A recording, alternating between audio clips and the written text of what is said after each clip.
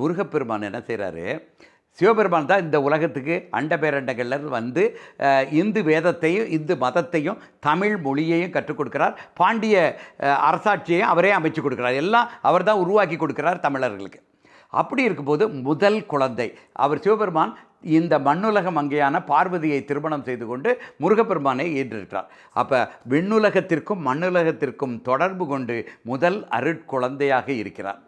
இந்த உலகம் அழியாமல் நிலைபேறு பெற வேண்டுமென்றால் முழு பொறுப்பையை நானே எடுத்துக்கொள்கிறேன். ஏன்னா முதல் கடவுள், மற்றவர்கள்லாம் இவருக்கு பின்னால் பிறந்தவர்கள், ஒன்று மண்ணுலகத்திலே பிறந்தவர்களாக இருக்கலாம், இல்லை விண்ணுலகத்திலிருந்து வந்தவர்களாக இருக்கிறார்.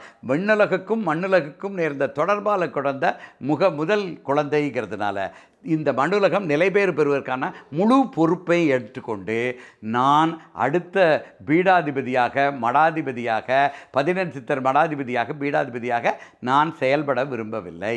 நான் அது எல்லாத்தையும் அந்த பீடத்தையும் மடத்தையும் திறந்து மண்ணுலக நன்மையை மட்டுமே கருத்தில் கொண்டு நான் இனிமேல் இருக்க போகிறேன் அப்படின்ட்டு என்ன செய்கிறாரு, 18 படை வீடுகளில் நிறைந்து போகிறார். எல்லா இடத்துலையும் நிறைவடைக்கிறார். முருகனோட வாழ்க்கை இப்படி தான் நிறைவடைகிறது. அதில் 6 இடம் மனிதர்களுக்குரியது. அதுதான் இன்றைக்கு இருக்கிற அறுபடை வீடுகள்.